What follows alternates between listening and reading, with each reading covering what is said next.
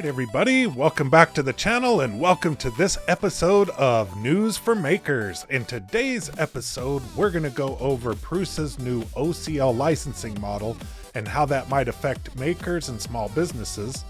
Secondly, we'll go over a dual material resin printer that's on Kickstarter that's definitely worth your attention. Then we'll jump over into the Bambu Lab forums and take a look at some of the interesting things going on there. And finally, we'll jump into MakerWorld, look at some of the new tools that are inside of MakerWorld, as well as some cool things to print this week. So if all that sounds good, then sit back and relax and I'll get everything ready.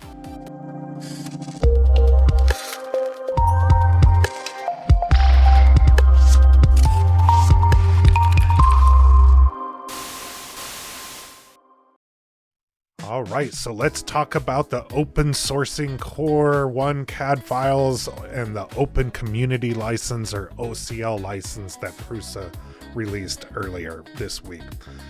So they said today we released the full CAD files for the Core 1 and the Core 1L frames. You can download them now, add them to Fusion or Blender so you can make some cool mods or hacks or whatever cool stuff that you can think of. But if you look at the license, you'll notice something different, that they're not using the Creative Commons license, that they're releasing them under the Open Community license. And basically, from what I can gather, what this is the traditional license left gaps to where people could just steal their design and then go and, remake this 3D printer and sell it. Right, so they want to keep it open source so you can mod and make some hacks and stuff and put it in Fusion so that you can, use their models to do stuff, which I think is really cool. But I can totally understand that they don't want people to just use these files to create a replica and sell it, undercutting them. So for makers, you have complete freedom to use, modify, and share derivatives back to the community. For business, you can build and modify machines based on the source designs for your internal production, like a custom print farm. Unlike vague, non-commercial licenses, OCL explicitly allows you to make money using these designs to run your business. You just can't make money selling the machines. So if you wanted to use this to modify and make it for your own business, for your own print business so you can print, you're okay to do that, but you're not okay to sell this product or anything like that. So I thought that was super interesting to go over, and I hope you did too. All right, so the next thing that I think we should be looking at is the Anycubic P1 industrial grade prosumer resin 3D printer. But this is the first of the dual kind of material resin printers that I've seen. So you can see that you can do two different materials as you're printing in this, which I think is super awesome. It's not really the multicolor that we're thinking of with like bamboo printers or whatever, but it is cool to do the two different materials within this resin print. So you could do like a really hard material on one side and like a softer material or an insert or something on the other side, and you can do two different prints at the same time, which is pretty awesome as well.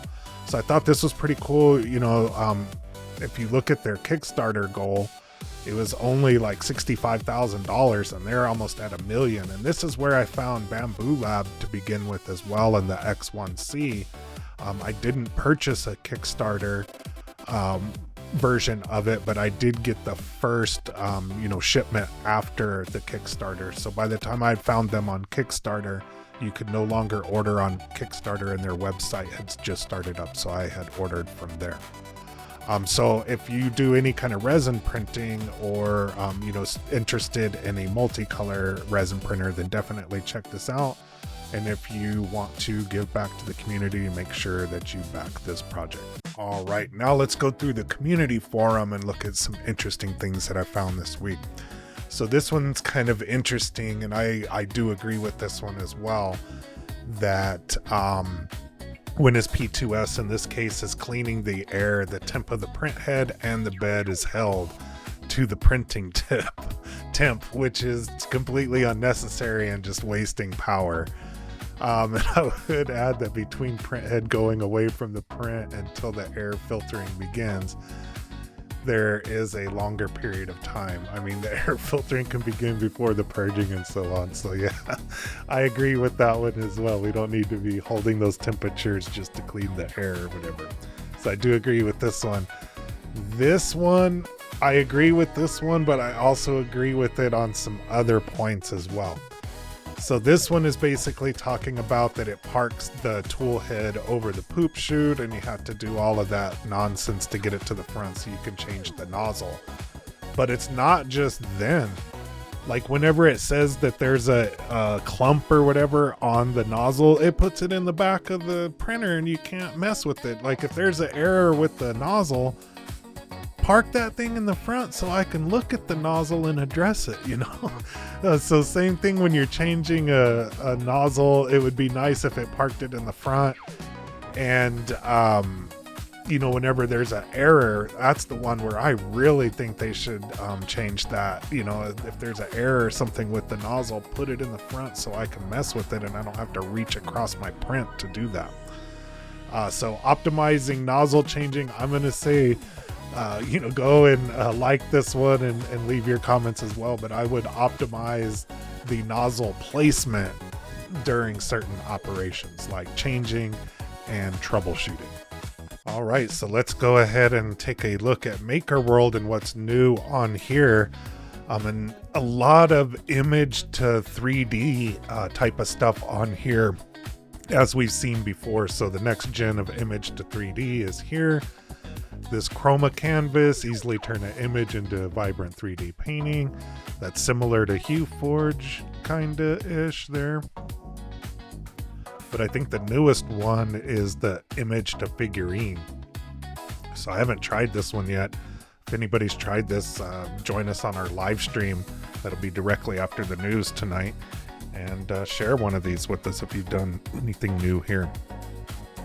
So then, for what you should be looking at printing this week, if you haven't got addicted to Arc Raiders yet, then let this be your wake-up call to start playing Arc Raiders. This is definitely my favorite game. If you want to friend me on there, look for me, Lynn Dizzle.